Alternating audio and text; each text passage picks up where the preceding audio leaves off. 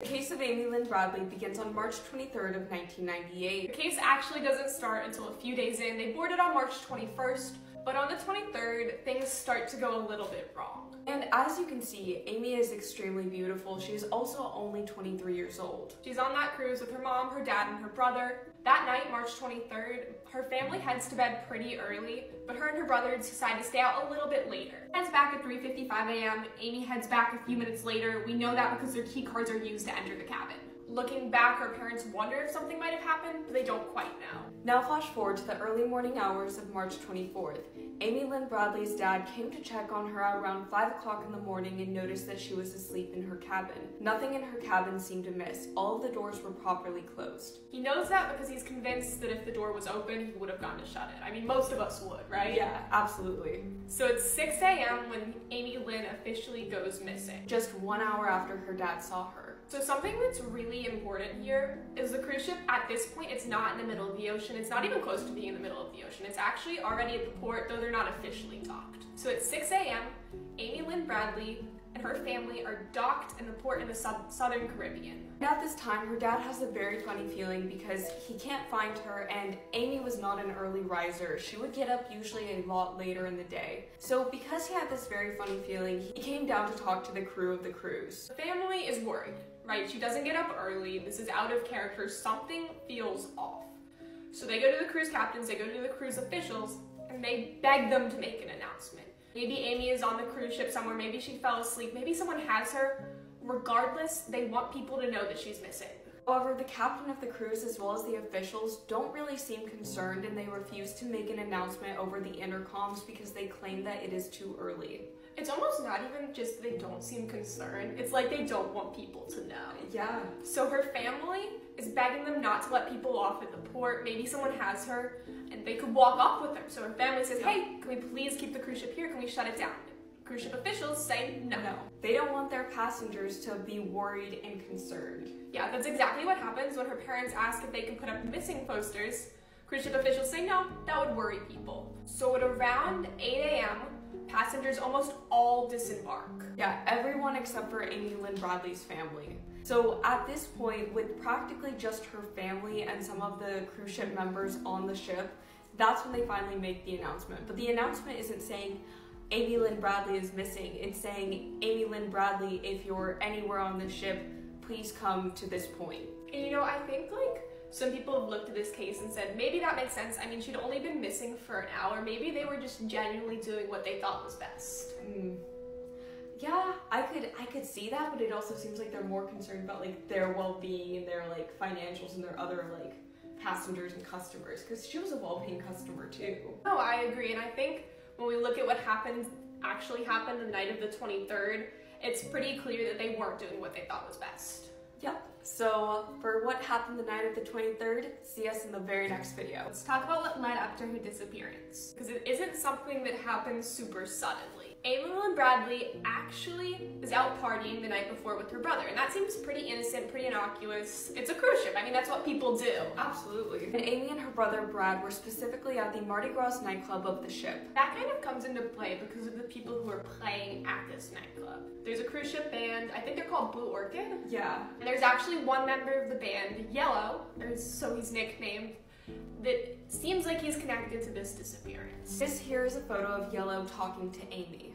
It's actually the last known video footage of Amy. So they're in the nightclub, they're partying, and the video captures them dancing, potentially flirting, at the very least talking together. Remember all of that because Yellow becomes kind of important later on in this investigation. Now, another important thing to mention here is that at the beginning of this cruise, like with many cruises, there's the opportunity to get your picture taken. And Amy Lynn Bradley had her picture taken, and how this works is usually they, at the very last day of the cruise, line everyone's photos up on a wall, and then you can go find yours and purchase it. It's kind of like when you go to an amusement park and they take that picture of you and your family and you go buy it later. Total tourist trapped, but people like it. Yep. So Amy Lynn and her family, they go get their photo taken like you said. But the reason this is notable is because the photographer remembers it getting taken. Her family remembers it getting taken. But on the very last day of the cruise, when they went to go find Amy Lynn Bradley's photo, everyone's photos were there except for hers.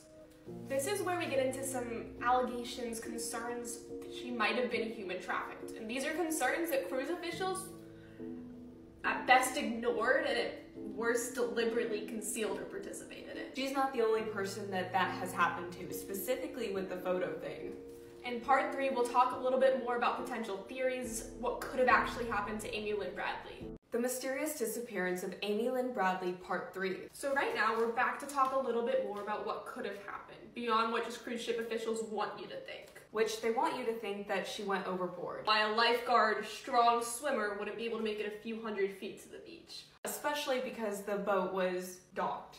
But for now, we want to talk about the possibility that human trafficking could have happened. Seems like cruise ship officials might have known something was going on or might have been the ones doing the trafficking. Or some people who were on the cruise as staff members were involved in this, because her parents recall very strange behaviors from the staff on the ship towards Amy.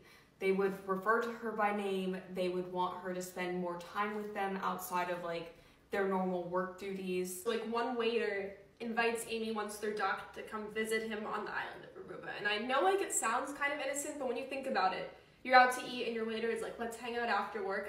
On an island that is foreign to you. Like, she's from Virginia and he's asking her to go hang out alone like, in a random country she's never been to. There are also a lot of professionalism guidelines for these employees because they're doing this so often, they're meeting so many people, and this absolutely doesn't fall within those guidelines. No, not at all. And with this waiter, Amy actually declined his invitation and then later told her parents that she found him very creepy. It might have just been one of those situations where you trust your instincts, right? Like, you know something's off. She knew something was off. And at the time, it might have felt like nothing, but it's really hard to ignore it looking back. Another reason why it seems like cruise ship officials might have been in on it, might have been helping in that trafficking case, is her interactions with Yellow. So this footage is picked up, I think it's at 1 a.m.? Yeah. And we see Amy with Yellow. He's a member of the band we talked about in the last video. Seems pretty innocent. Oh yeah, she's just talking with him. It seems like they're dancing, like a pretty normal interaction. What gets interesting is that after the fact, investigators are looking into who last saw her, who could have been involved, and they reach out to Yellow. But Yellow's stories just kept on changing. So this footage, it's taken at 1 a.m. We know that because the photographer, who's not affiliated with Royal Caribbean, has the timestamps, has the dates on his cameras. We know it's taken at 1 a.m. But when Yellow was asked about it, he says he headed back to his room before 1 a.m. The second major inconsistency we have with Alistair, or Yellow's story, happens in theory at 6 a.m. At this point, Amy Lynn Bradley's father has just realized she's missing. He looks around, he finds his wife, and they go to cruise officials. However, Alistair, or Yellow, starts claiming that the cruise officials came to talk to him about Amy's disappearance at around 6 a.m., which this really doesn't add up because at that point, they hadn't even accessed the security footage or anything else. Like, they didn't even know that Amy and Alistair were talking at that point. Well, I think there are kind of two possibilities. One, I think Alistair lies. He's looking back, he's trying to find ways to get out of this to say that he did the right thing, the cruise ship did the right thing. Mm-hmm. The other possibility, if they really did come to talk to him at 6 a.m., is that they knew she was missing, they knew something was going on, and they knew who was connected. Exactly. Now flash forward to a few years later, there's a very interesting thing on Reddit about Alistair Douglas. And this thing is from his daughter allegedly on Facebook, something that she messaged people on a Amy Lynn Bradley board. What she says is that she thinks her dad knew what happened. She thinks he's more involved than he's letting people believe. It's not even just that though. No, she said that she found photos of Amy in her dad's belongings and that her parents had actually thought about Amy Lynn Bradley. And what's also really interesting is at this point, after all of this comes forward, that we know Amy Lynn's missing, that we know her parents literally can't find her, and that she didn't say she was going anywhere, the cruise ship still is refusing to do a full search. Yep, no missing persons posters, no full searches. The only places that were searched were public places on the cruise ships. Not the staff rooms, not anywhere like for staff or for other like members of the cruise. And when they even get to those staff rooms, it's several days later. Yes. So at that point, the staff has had time, if they're involved, to hide anything. She could easily... throw it overboard. Yeah, they're on a ship. If there's a crime scene, and you leave the crime scene for 4 days, someone's gonna clean it up. Now, the last thing we want to mention in this video is that the place where the ship ended up docking was a major, and still is a major, human trafficking hub. The ship was docked at Curacao. That's a port in the South Caribbean. And what's really notable about this location is not just that trafficking occurs, but it's actually, according to the US government, the lowest possible tier for human trafficking. So that means they're not meeting minimum compliance standards, and the state isn't doing anything to change that. So trafficking is occurring, the area isn't doing anything to stop it. So that cruise ship could easily be connected to a state that already has significant human trafficking cases. And then a few years later, some very interesting photos, potentially of Amy Lynn Bradley, came up, which heavily suggest that she was trafficked. The Suspicious Disappearance of Amy Lynn Bradley, Part 4. This is a deeper dive into Yellow, who she was last seen with. He was a member of the Blue Orchids band. So Amy tells her brother she feels uncomfortable. He's dancing too close. Not suspicious in and of itself, but that morning, something else happens. So the morning that Amy Lynn Bradley goes missing, somehow he already knows. Before it's announced, because remember, it's not even announced until most of the people are off of the ship around 8 o'clock a.m. Comes to her parents and her brother and says, I feel really bad about what happened to Amy. But no one actually knows at this point what happened to Amy or where she is. At this point, her parents don't even necessarily know or suspect something has gone wrong. They know they can't find her, but they're more concerned about trying to find her than speculating and wondering what might have gone wrong. So that information is all stuff that should have been easily available. It's from eyewitnesses, it's from people who were physically on the cruise. If you question the people who are on the cruise, that information would be revealed. And that would be concerning to begin with. A young woman is seen with a man who makes her uncomfortable, who seemingly knows something happened to her before her entire family. That's concerning. However, he was just let go and released. He was questioned very lightly by the cruise officials, and her parents don't even know the exact details of that questioning. And what's really interesting is fairly quickly the cruise makes a ruling. Yes, they actually decide that Amy Lynn Bradley must have just gone overboard. It doesn't make sense. Because Amy Lynn Bradley was a lifeguard, and also that ship was docked. It was not moving, it was very close to the shoreline, and also the waters were extremely warm, so it's not like she could have died from hypothermia. And if she did fall overboard, wouldn't she have washed up on the beach? Another really interesting thing is what cruises are supposed to do when they come overboard. So this is official Royal Caribbean policy. If someone falls overboard, they'll stop the ship, they'll turn around if they need to, here they wouldn't have, and they'll look immediately for that person. They'll send out boats, and they'll spend hours doing that. So if they believe that's what happened to Amy Lynn Bradley when her parents went to report this issue, that's what should have happened. Yeah, why wasn't procedure followed? If that's procedure, it wasn't done. They decided that Amy Lynn Bradley must have gone overboard way after the fact. Some people believe she may have been drinking, but we don't have records of how many drinks she had, even though she was buying them from the bar. We also know that there's at least an hour span where she's just in her cabin. That's a decent amount of time to sober up. She was able to walk back on her own.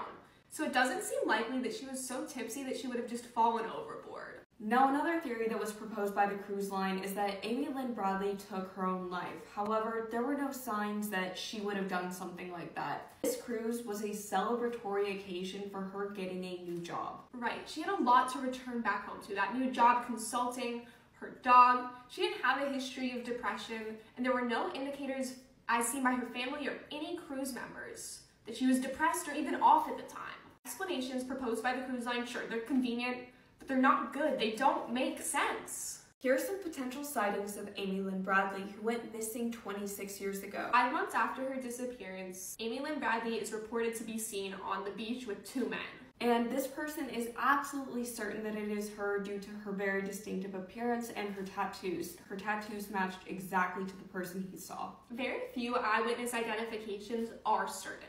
So when they are, that's notable. Now, this person who claimed to see Amy Lynn Bradley had no financial incentive, actually no incentive whatsoever. And her disappearance was not widely broadcasted because, as we previously mentioned in earlier videos, the cruise line and the cruise ships just said that her death was, she was ruled as a death. That's what they said. They said that she must have gone overboard. So it's not like many people were actually looking for her. So for someone to have actually seen her and be so certain, I feel like is fairly relevant. Absolutely, and it's also relevant that the island this is happening on, as we mentioned earlier, has that low-tier human trafficking rating. They're not doing a lot to find victims, and that includes publicity. Several years later, these photos are mailed to Amy Lynn Bradley's family. And as you can see, these photos look very, very similar to her. Many people have analyzed them and noted their similar smiles, similar crow's feet, similar noses, hair, every single thing, including facial features. Even Amy Lynn Bradley's own family believe that these photos are of her. They're found by an organization that tracks down victims of sex work.